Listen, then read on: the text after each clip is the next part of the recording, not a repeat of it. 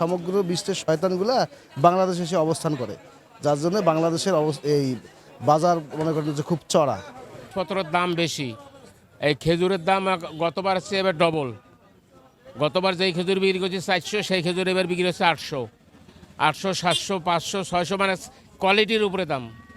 এই আপেলগুলোর দাম, আপেলগুলো বর্তমান গতবার ছিল দাম কম, এবার আরও দাম বেশি। আপেল বর্তমান যে ভালো আপেল নিতে গেলে 400 টাকা, 350 টাকা নিচে কোনো আপেল নেই। কাস্টমার কাম যে দুইটা, যে 1 কেজি খাইতো সে দুইটা নিচ্ছে, এমন পরিস্থিতি মানুষের। দাম বাড়ার কারণটা তো জায়গা মতন, ঢাকা থেকে যেখান থেকে মাল নিয়ে এসে ওইখানে পোর্টে এই অবস্থা। ওরা তো সিন্ডিকেট করে করছে, আর আমরা তো আনি 2 কার্টুন 1 কার্টুন করে। জায়গা মতন হলে সিন্ডিকেট করে রাখছে ওরা, মানে বাজার ধরে রাখছে। এখন ওখানে 6 টাকার মাল যদি 15 টাকা হয়, তাও আনি বেচতে হবে। এই হলো কাহিনী। কারণ আমরা তো আর ওই 20 কার্টুন আর 50 কার্টুন আনতে পারবো না, আমরা 2 কার্টুন আনি বেচতে হবে, নাহলে তো দোকান বন্ধ রাখতে হবে। এই হলো আমাদের এখানকার পরিস্থিতি। লোক দেখতেছেন, কাস্টমার কয়টা দোকানে আছে দেখুন তো, এমন পরিস্থিতি। এই যে খেজুরের দামের জন্য এবার খেজুর নাই। গতবার খেজুর প্রচুর বিক্রি হয়েছে, দাম কম ছিল। এবারে 1 পোয়া খেজুর নিলে 3 দিন খায়, তারপর আবার আসে।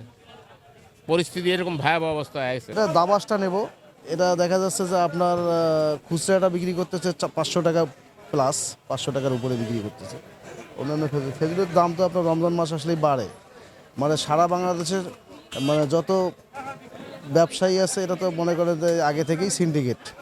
মানে সমগ্র বিশ্বের শয়তান, আমার মনে হয় যে সমগ্র বিশ্বের শয়তানগুলা বাংলাদেশে এসে অবস্থান করে, যার জন্য বাংলাদেশের এই বাজার মনে করেন যে খুব চড়া।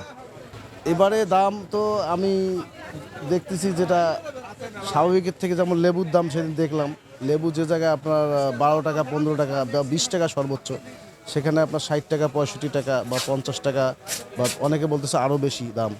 তাই এতে বোঝা যাচ্ছে যে অনেক বেশি, মানে সুযোগে ওনারা আর কি এই মাসে একটু বেশি নেওয়ার চেষ্টা করে।